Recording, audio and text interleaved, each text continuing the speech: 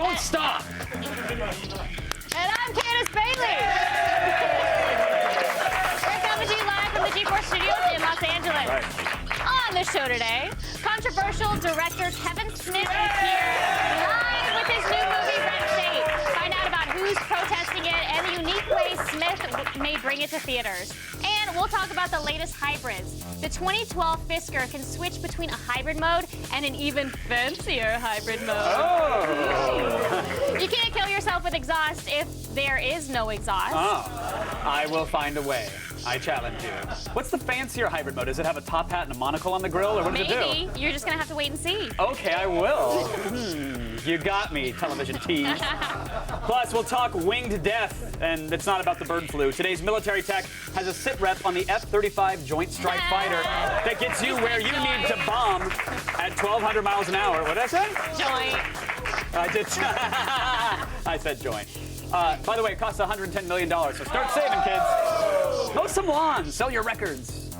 And the violence continues when Adam Sessler joins us with the over-the-top potty mouth shooter Bulletstorm in Game Break. But before we get to that, there's, a lot of people think that we're just these meat puppets, these sacks of flesh and cells that read the words as they scroll. But Candace Bailey revealed an amazing talent to me seconds before the show, and she wasn't going to show it to you because she was embarrassed. And I say, nay, Candace Bailey. I wasn't embarrassed. We are intrigued. I didn't want everyone to know about my secret talent. I thought you were embarrassed because I think you should be for it, but let's see it. She can make a mustache out of pretty much any object you hand her. Go ahead, do one more. I can't do it out of that one. Oh, well, that justifies my theory. Look at that. Are you not entertained, television audience? Oh, you're not? Okay, well then, let's go around the net.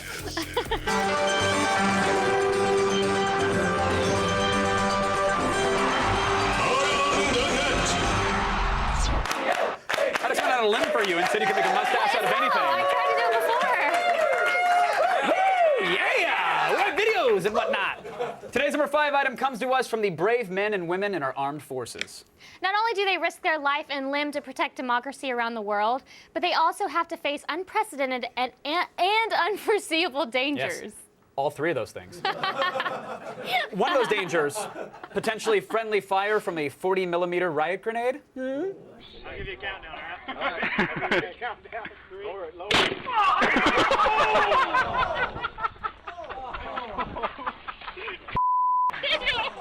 Oh, I got you right here. That was a good aim.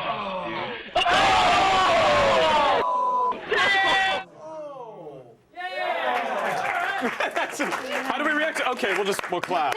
I like. You didn't see the part. Someone hands him a cigarette. I love that. That's like Army first aid. Like, here you go, buddy. Stem the bleeding. He got a Purple Heart for that. A Purple Heart? Yeah, not the medal, an actual bruised heart. Oh. Army strong! Yay! In a number 4 today, some hard-hitting journalism from the best source for fake news, the Onion News Network. Yeah, it seems DreamWorks CEO Jeffrey Katzenberg is being honored, but maybe not for the reasons that you'd actually expect. The Academy announced today that DreamWorks Animation Studios founder Jeffrey Katzenberg will receive a Lifetime Achievement Award for giving divorced dads something to do with their kids. A statement read, quote, Kung Fu Panda, Monsters vs. Aliens, and the Shrek films are just a few of the great DreamWorks movies that have enabled millions of out-of-touch fathers to spend time with their children without talking to them. Single dads across the nation are applauding the Academy's decision to honor Katzenberg. DreamWorks is great. When Kung Fu Panda 2 comes out, we're going to see it every weekend for a month. Sometimes Dad falls asleep, so I get to watch the movie twice. That's awesome. Wow, what did divorced dads do with their kids before DreamWorks? Oh, before DreamWorks, they would actually just build bunk beds in their studio apartments and then pretend not to cry when they found out about mom's new boyfriend, the tennis pro. It's mostly what they did, Okay. yeah. Today's number 3 is from the land where alcohol poisoning was invented, college. And, usually when a bunch of kids seeking higher education get together and they drink like Charlie Sheen, somebody gets cut and someone goes to jail. That's what happens. But it's a different story when the marching band throws a social media. Oh, more like flight Flight of the Virginity. Oh, Flight of the Virginity? Really? No, look, I think you're pointing out that that rhymes with the actual song title. We're not saying that those college kids will see the inside of a body bag before they see the inside of a vagina. That's not what we're saying. We're not saying that at all, right? Nobody's saying We're just that. pointing out the rhyme. That was a red tube mating call. That's what that was. You hear it? Anybody, ladies flocking? Nope. All right. Party of one. One of the first things your father probably told you when you got your driver's license was check your timing belt. Yeah. After that, though, he probably told you that if you ever get the car stuck in something, don't just hit the gas to try to get unstuck. The drivers in today's number 2 item apparently never got that little talk, though.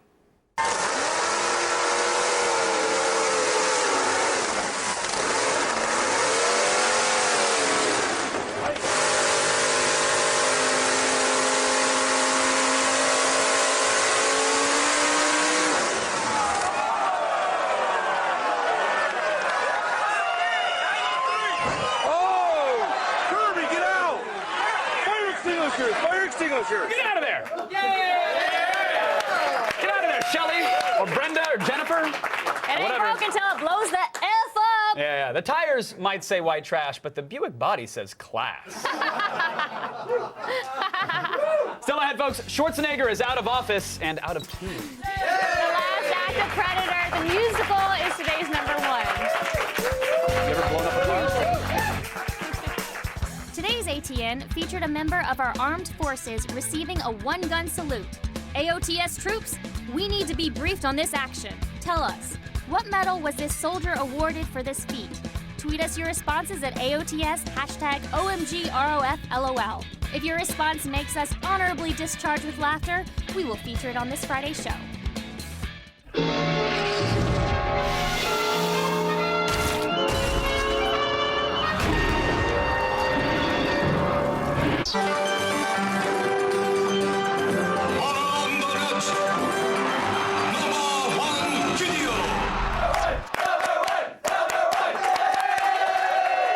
Today's number 1 item comes to us from Lego Lambs, the YouTuber with an amazing and highly specific talent.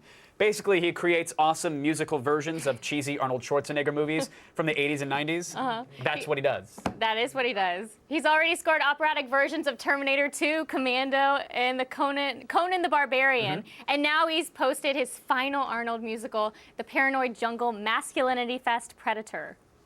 I don't know what it was.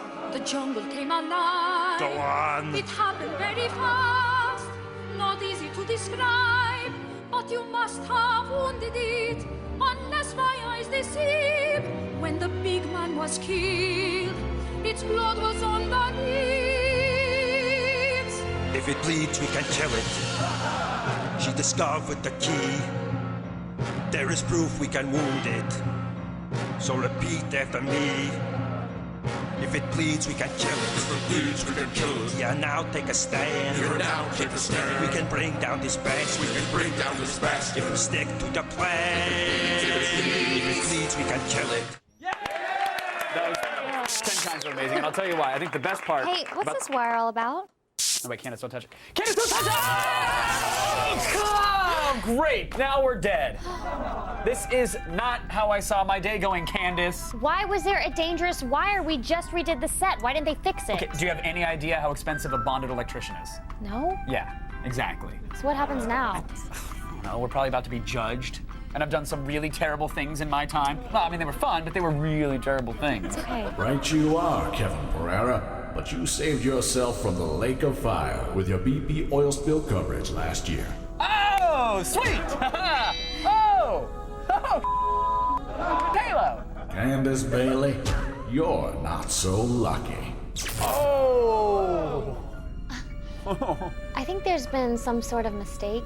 What did I do to deserve this? More like, what didn't you do? Oh, snap! That was... Stop it, you are not helping anything. You just got burnt by God, or a bad Morgan Freeman impersonator. I don't know. Okay. Well, come on. Candace Bailey, you have been found guilty of failure to report online purchases on your tax returns. Oh, come on. Nobody does that. I can't believe you're going to hell for that. I've gotten away with so much worse. That's pretty sad. Hey, Kevin, I didn't tell you the other thing that she did. Tell me, what is it? 2 words. Yeah. Puppy mill. Oh. That. Wait, you ran a puppy mill? Biggest one west of the Mississippi. Candace? Everything I did was mostly legal, okay? And all those puppies you killed I recycled them. into puppy pulp. Well, what else would you need a puppy mill for? Oh, that is cold-blooded, Bailey. Tell me about it. But now, it's time to walk into the light. Walk into the light. Someone's sucking me away from the light. Thank God I was here to give you both mouth to mouth. Oh, what? Gross! Come on, man. You guys watch this prepackaged piece of content, I'll continue to massage their hearts. Stop pumping me. Can you please get your hand off my boob? I could say thank you. Gosh. Gross.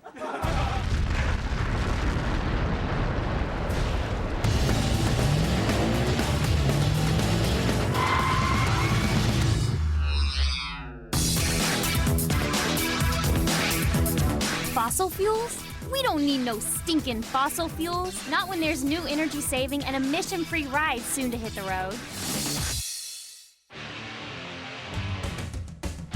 First up, Fisker Automotive is jumping on the alternative energy bandwagon with the 2012 Karma, a hybrid electric sports car. This vehicle houses dual electric 150 kilowatt motors and runs on a lithium-ion battery and solar paneled roof. Depending on your environmental mood, you can switch the Karma between driving modes. If you prefer good Karma, Stealth Mode outputs 255 electric horsepower and goes from 0 to 60 in 7.9 seconds with a top speed of 95 miles per hour. If you'd rather rack up Renegade points, then switching to Sport Mode uses the 400 horsepower combustion engine to boost the car from 0 to 60 in 6 seconds, while topping out at 125 miles per hour. If you can't decide which mode you'd prefer, you've got time. The Fisker Karma won't be available until 2012 with a starting price of $100,000. Down under in Australia, German extreme sportsmen Dirk Gian and Stefan Simmerer accomplished a world-first record by trekking across the continent in a wind-powered car. The Wind Explorer is a 2-man electric roadster made of lightweight carbon fibers and is aerodynamically designed for energy efficiency. Running solely on kite power and wind-generated energy, the Wind Explorer's lithium-ion batteries can be recharged via an attachable 20-foot wind turbine mast and has an average top speed of 50 miles per hour. Averaging 250 miles a day, it took these two adventurers 18 days to pilot the Wind Explorer 3,000 miles from Albany to Sydney. Their total electric bill for the trip? $13. It's not the fastest zero-emissions vehicle on the road, but the Wind Explorer efficiency can help conserve fossil fuels.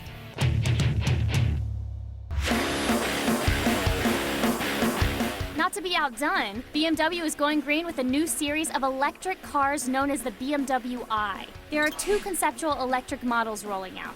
First is the Bmw i3, a mega-city vehicle designed for urban mobility, and the Bmw i8, a sport vehicle hybrid built for speed and endurance. Both cars will have an aluminum chassis, aerodynamic carbon fiber body, and electric motors capable of generating over 100 kilowatts of power and over 12,000 RPMs. The Bmw i models will hit the show floor in 2013. There's no price yet for these cars, but when it comes to BMWs, you didn't think that luxury and design would be cheap, did you? With more energy-saving cars rolling out every day, now you can do your part to save the environment, or at least be prepared for the inevitable road warrior apocalypse. Still ahead, Adam Sessler is here with Bulletstorm, the super violent new first-person shooter from Epic Games. In-game break. And not coincidentally, today's viewer poll presented by AT&T is, do you replay games to get all the achievements? Yes or no? Log on to G4TV.com to vote now, and we'll have the results later on in the show. Stick around, everybody. Kevin Smith will be here live to talk about his new film, Red State. And we. Yesterday on our show, we gave away an HBO Blu-ray and DVD prize pack, including True Blood Seasons 1 and 2, courtesy of HBO Home Entertainment. And the winner is Edgar C. of El Paso, Texas. Congratulations.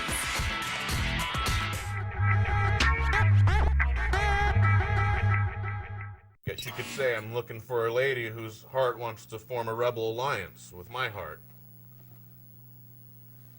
Galactic Encounters.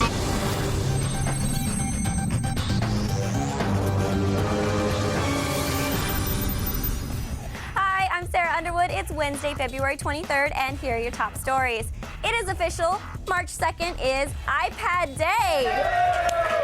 Apple has confirmed that they'll be hosting an event in San Francisco in a week to show off the next version of the iPad. While there's no indication of when the next Jesus tablet will hit shelves, reports are still circulating that Apple is having production issues that will either delay the release or significantly reduce initial inventory. But, did I say douche? I think I did. It's okay. But no matter what, we'll have the latest on the newest iPad when it's announced next week. Douche, yeah.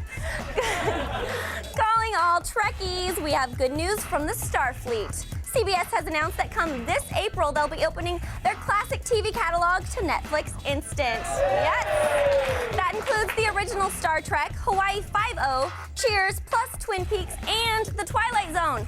Of course, this doesn't mean walking all the way to your Xbox and switching discs is a thing of the past. CBS is only featuring select episodes and not the full season. But it is a bold step to where they have never gone before. Like that. We've long feared how cell phones are eating away at our brains. But now a group of researchers are saying cell phones do quite the opposite. A government-funded study recently found that the radiation that comes from a cell phone while a call is in progress actually increases brain cell activity. Apparently, the radiation makes nearby brain tissue use 7% more energy. But don't start sleeping with your iPhone under your pillow just yet, because the researchers have admitted that they have no idea what this means. And there's no guarantee that the increase in activity is a good thing. So just, I don't know, keep doing what you're doing until they figure it out. I don't know. And finally, Mark Zuckerberg, punk, genius, billionaire, and now comic book hero. The first issue of Blue Water Comics' unauthorized bio of Mark Zuckerberg comic hit stores today. While the Zuck doesn't don tights or a cape, the writer said he tried his best to be fair with the controversial figure in telling the story of his rapid rise to fame and fortune. So if you're groaning because you've already seen this story in the social network, you'll be elated to hear that the comic's already been optioned for an animated film. Yeah, so this isn't the last you've seen of the Zuck. I'm Sarah Underwood. You've just been fed. And now back to Candace. Thanks, Sarah. There are a bunch of new and exciting ways to rain down death from above. It's time for military tech.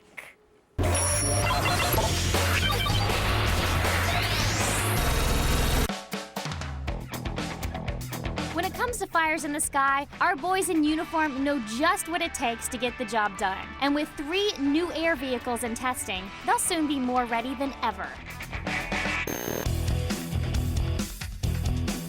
First up, the Navy's X-47B, a tailless unmanned aircraft currently under development by Northrop Grumman. With a 62-foot wingspan, the X-47B flew for 29 minutes at an altitude of 5,000 feet for its first flight last month.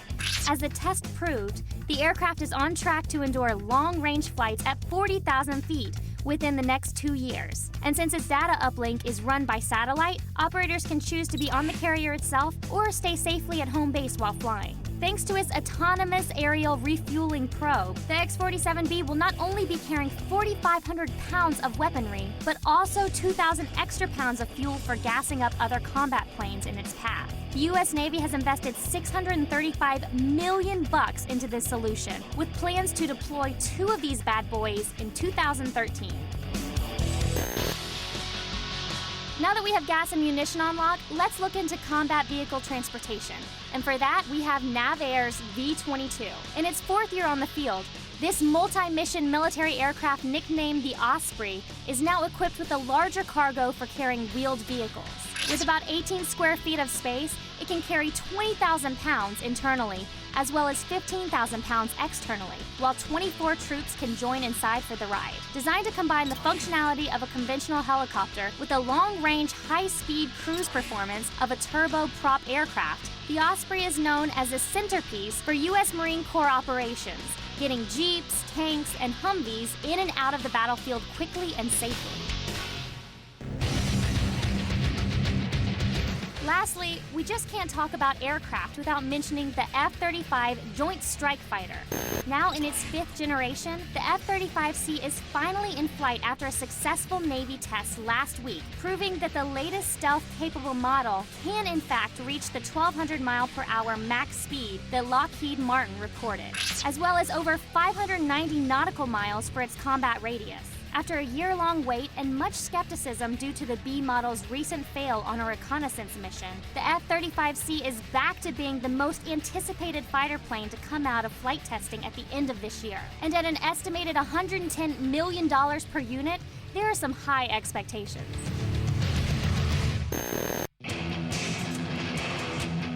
So whether it's refueling, transporting, or just flying at record speeds, it looks like 2011 is the year when the U.S. military's tactical aviation fleet really starts to take shape. And that's the latest in military tech.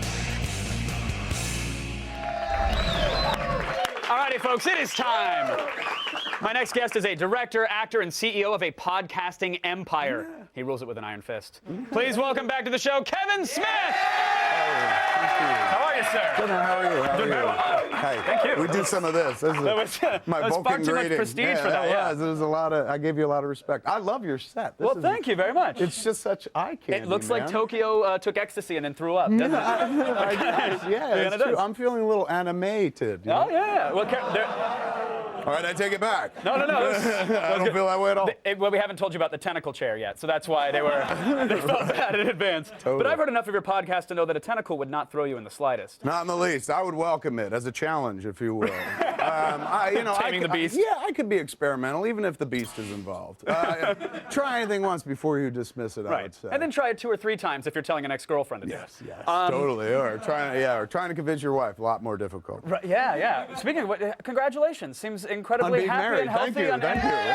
No, really. Like it's good that it's going nice. that way. People, you always take it weird as a fat person because it feels like people are like, good for you. Someone will sleep with you. How nice for you and your fat family. But it's been good. It's been 12 years. Her and I started doing a podcast because that's all I do. Because you're trying to do a podcast with every single person in the world. That I know. Yeah. That would be the idea, the dream, if I could. And we started one a couple weeks ago, and it's taken off pretty well. It's called Plus One, where we just kind of sit around and of all the shows that I'm on smodcast.com, that one is kind of the closest to me because she doesn't let me really fool around. Like, she's the one that just curses all the time and calls me on my stuff. And like everyone else can be impressed by the things I've done. She's not. She doesn't like my movie. She's like a critic. She really is. I did marry her. She's from the media. She didn't, she interviewed me. She wasn't a critic, but she was part of the media. And my God, she does come across like one. Like, I think I gravitated towards somebody who wasn't a fan, like somebody who I'd always have to. But you trust to get that honest opinion as well. Yeah. Oh, where her honest opinion is, Kevin, you suck at this job. Like you're no good at this. Is that weird that she's like a Rotten Tomatoes that you want to put it in so you can't get mad at her? Yes, totally. Yeah, that's true. I hadn't thought about it. Yeah, you can close the tab on the browser, but I don't know she's about in you, your bed. but you can find a way to get mad afterwards. Right. Once you're finished, you're like, oh, why would you say such things? Now to the laundry list of reasons I hate you. Exactly. Once after the lovin', as Engelbert Humperdinck used to say. Now listen, you were on Real Time. I was with last Bill Friday, Maher. and Somebody freaked out. I was. Yeah. So were you there?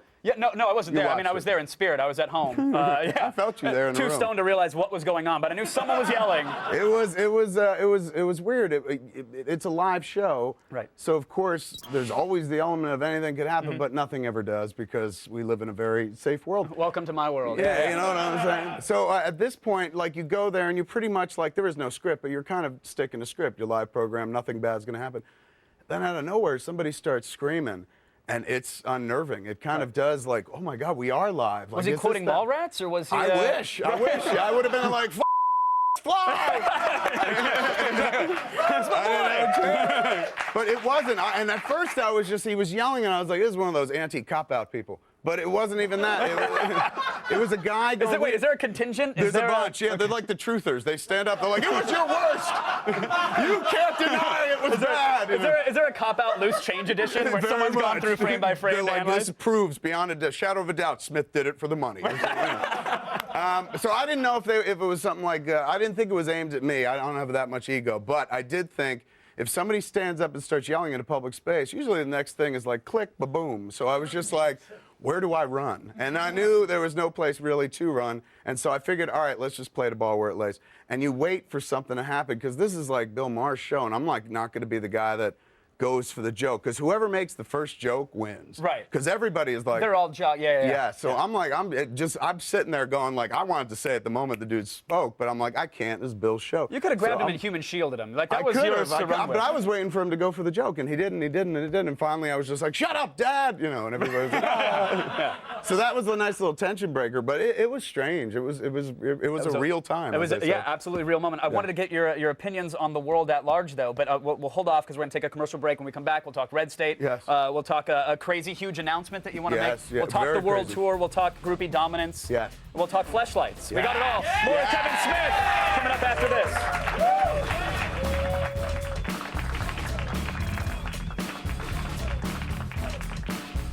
The feed is brought to you by HTC. At HTC, every innovation we create is inspired by you. Fail. You're dead. Major fail. Fail. Fail. You lose.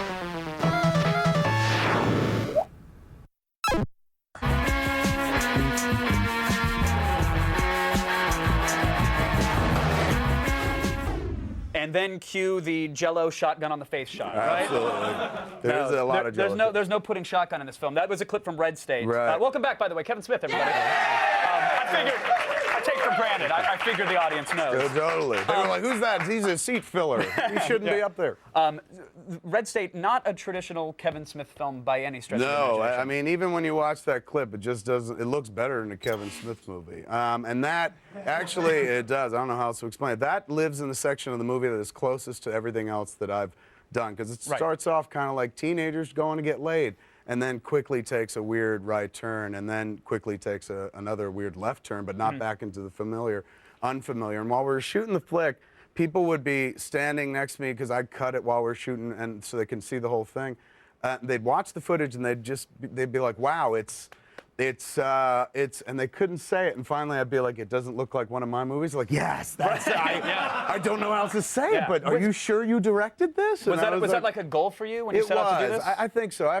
For years, people were like, "You suck as a director," and it starts to sink in, and you start to try to get better at your craft. Like, it took Mom, me Dad, 10 years. come on, a little respect. I'm like, first you tell me my wiener's small, and then you tell me I'm a bad director. This is why I'm moving out, Mom. But for me, you kind of start to look at yourself and go, like, all right, well, here I am. I got into the line of film where I was strong suit was writing, dialogue, all the characters talking. Absolutely. And right away, like, all the reviews are just like, doesn't matter that it looks terrible, like, this is great, the content's great. And from day one, I was like, content, that's all that matters. Like, doesn't matter what it looks like. And then you get older, you're doing it long enough that suddenly you're like, maybe I'll pay attention a little more to the craft. Let's take the lens cap off on this one. Let's see how that looks. Let's try that. Totally. Be adventurous. Just to kind of be Spielbergian, if you will. But I know you mentioned like that clip out of context. It's about these kids trying to get laid. That's it. The movie is not about preteen sexual anxiety. This is about crazy religious sex and sex, not like sex. No, S-E-C-T-S. Yeah, exactly. Yeah, the ones you want to stay away from. No holes in sheets here. Yeah, no safe sex. It so paints a picture of these groups that is so gripping and I would dare to assume realistic. I've never been behind those doors. Right. Were you at all afraid, or are you at all afraid of any backlash coming out from these groups? No, because there's only really like one group, and it's kind of the Westboro Baptist Church, who everybody knows is the God hates fags people. And they hate God hates everything according to these cats.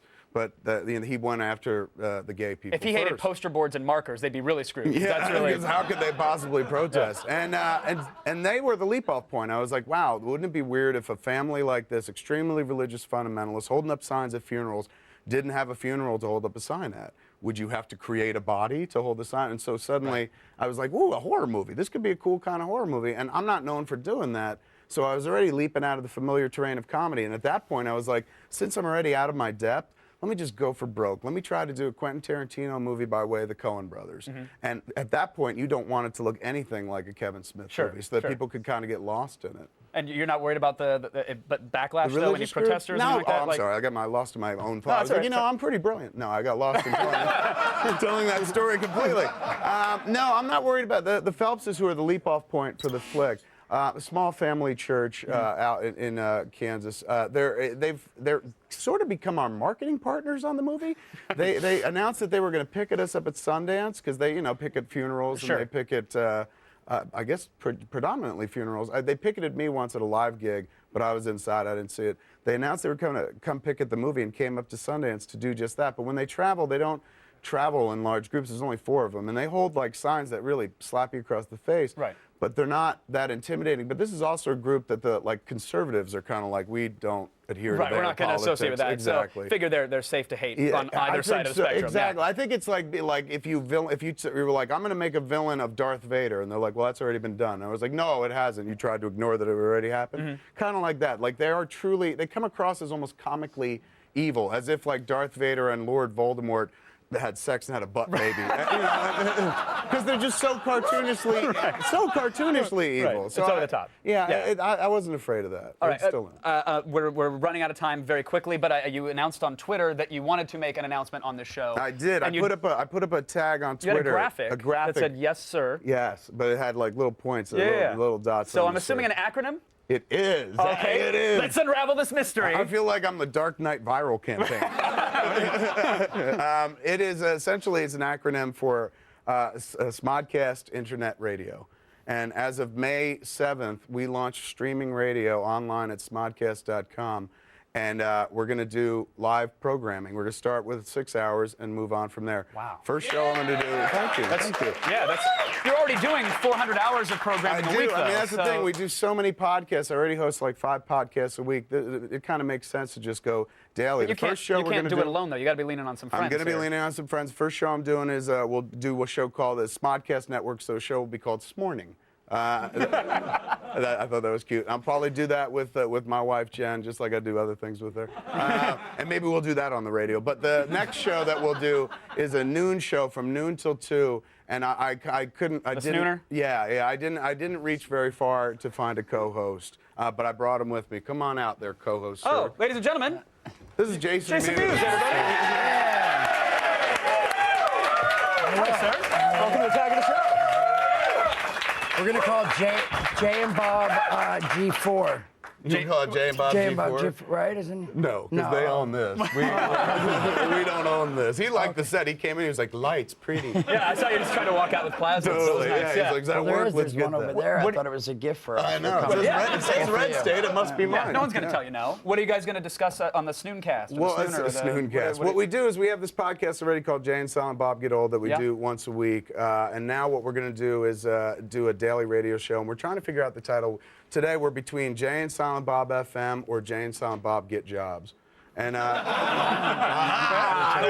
you go. There's your focus group right there. So essentially, for 2 hours from noon till 2, we'll just sit there, take calls, talk, just basically do the radio thing. I mean, that's what I've been kind of leaning toward lately. That's what I really like. You pointed to the bleachers and sort of announced retirement. Yeah. Is that That's part of it. Is that real? Or is this going to be like the Brett Favre retirement? No, because Brett Favre, they let him come back because he was talented.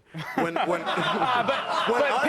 untalented people step away from the game, give people enough time to be like, he wasn't very good, was he? I think then when you come back, they're like, oh no, we're on to I think there's a million things. people that not only listen to this Smodcast, but follow you on Twitter that want to see the written and directed superhero movie by you. They definitely want it. They get to hear it on our radio, on Smodcast. Internet radio, yes. I love it. I'm a big fan. I just can't wait. I think that's where everyone's going right now. Like it's kind of the great wide open space, the internet radio, and I just feel it's exciting. We're already doing it as podcasts. The idea is opening up Extreme and making something happen every hour. Right. Well, clearly the fans are eating it up left and right. It's obviously working for you. So congrats. Thank you for announcing it here as well. Thanks for having me. Appreciate it. Kevin Smith, everybody. Jason Mewes. Thanks for coming on. Again, feel free to take whatever monitors you like. They're all yours. You guys, more coming up after the break. Kevin Smith, Jason Mewes. See you in a second.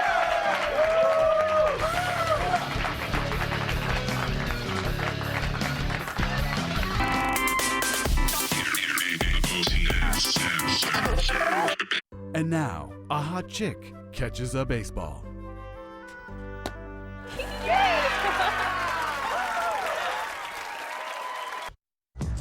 Coming up tomorrow on an all-new Attack of the Show. Actress Emmy Rossum from Shameless will be here live in studio with the skinny on her nude-friendly scenes. Then we'll rate Flipcam's new Slide HD on GadgetProd. This little powerhouse records up to 4 hours of HD and has stereo speakers. And Blair Herter sits down with Hall Pass's Owen Wilson and the Farley brothers to find out when it's okay to cheat. See it tomorrow. Alrighty, here are the results from today's viewer poll presented by AT&T. We asked you, do you replay games to get all the achievements? The results are in. Turns out 60% of you said yes. You live in Groundhog Day and replay games. That is nice. I have something in common with 40% of you. Here are some more stats, actually. There's an 80% chance of bullet storms in today's game break.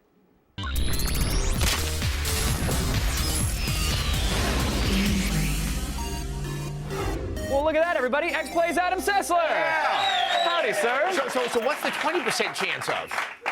That we're just we're going to talk about Pokemon. Yeah, Pokemon most likely. I like Psyduck. Did you manage to catch them all yet? Yeah. There's that one. Game's over. After all the hype and waiting, Bulletstorm finally hit store shelves yesterday. There's another shooter from Cliff Bleszinski and Epic Games. Of course, People Can Fly was also involved, I think, heavily in the game. Very heavily. What's the setup? Is this world any different than from like a Painkiller or a Gears of War? What is actually happening? It is a very different world. Just visually, it takes place on a planet that used to be a resort planet, and so you're in this kind of. It's destroyed ugly. I think is the best way to describe it, because this would have been a tawdry, tacky Tijuana-like place for and now it's all destroyed. It's filled with mutants. You crash land there. You're this mercenary, and your arch nemesis is somewhere else on the planet, and there's horrible mutants that you have to kill, and you have to kill them very, very stylishly. Does any of this play into the gameplay, though? Anything that you've said? Well, actually, some of it does. The location does. They really have a lot of fun. I don't want to give away some of the surprises, but there are some amusement park areas that result in some gameplay devices I was not expecting and had me giggling the whole time. Okay, awesome. Well, every video that I see of this involves trick shots. Like it's the whole reward system of the game is built around killing people in glorious and grandiose styles, correct? Right. Think of John Woo's Stranglehold, but fun. Oh, okay. Yeah. That hurt my brain a little bit. Really, it certainly wasn't. Yeah, because, I mean, this is what so many action games have tried. Do the Tony Hawk formula and, put it in an action game. It almost never works. Here it does. It's a very, very strong shooter. You get all these different weapons, and you have this kick move. That's really what the trick is that when you kick them, everyone slows down, but then you have ways to get creative with your weapons. And it starts off a little bit slow, and then suddenly you're doing things you weren't expecting. It's this wonderful kind of feedback loop. Once you open up a new style move, you want to try to get another one. And you try to integrate that into combos and whatnot, right? They are so silly and over the top. It's fun to die and try it all over again. But does it work? I see this and I immediately go, I need a mouse and keyboard. I mean, I have PC first-person shooter. It is really good on the 360. Really? I have not tried it on the PC yet, but I was so happy. I would not be surprised if that primary SKU was the 360. And of course, everybody's been talking a lot about the ad campaign, even celebrated the over-the-top sort of raunchy tone compared to games like Gears of War. Does it work? Does it make the hyper-violence fun? It is such a breath of fresh air to laugh when playing a video game, especially one that is mocking the self-seriousness of so many other video games, even one made by Cliff Bleszinski. Right. Really, look at everyone's feet. They look familiar. But, I mean, there is profanity in this game that just had my jaw on the floor, and my wife had to come into the room to verify that wasn't me. Really? Because if I came up with something like that, there would have to be That was a glimpse into the Sessler household. Are you just randomly cursing and shouting in the other room now? I mean, look, I would love to repeat it. I can't. They're that bad. Love it. But that's good that it has a sense of humor about itself, as opposed to trying to be that hardcore, serious, Ever grinding so game. often, it does get a little bit earnest, and that seems to work at odds with the other tone. It's more fun when it's being shameless and provocative. Right. Now, again, first-person shooter, we're seeing lots of gunplay, lots of gun porn and violent stuff. I imagine when you take this online, you'd be able to hop into a server and kill your friends, but that's not the case with the multiplayer modes, They do an Anarchy mode or an Echo mode, and it really is work together to, in Anarchy, get waves and waves, take care of them, but you have to hit a point total, so you have to be working with the style shot. This is a classic case of it's fun if everyone you're playing with is on board. Right. If you have someone who's being lazy, no one else can advance, and it gets a little bit tiresome. And in terms of replayability, is this something where you want to go back and try to get better combos, better kills, find all those little hidden It's one of those depths? games where when I was playing it, I was already planning to go back and take care of stuff. I imagine and talk to your friends and find out what they did. All right, so interesting concept. This is it's original IP. Do you think they hit it? I think so. I think this is going to be a hit. I mean, there's not too much coming out for a little while, and there's nothing else like this on the market. I think word of mouth is going to carry it. All right, well, what's the word of X-Play? What did you guys give it? 4 out of 5. The AI isn't great. It's rough around the edges in some places, but you really can't have more fun right now. All right, I love it. Bulletstorm 4 out of 5. Thank you, Adam Sessler. We appreciate it. Pleasure. Thank you, sir. Again, Bulletstorm is in stores now.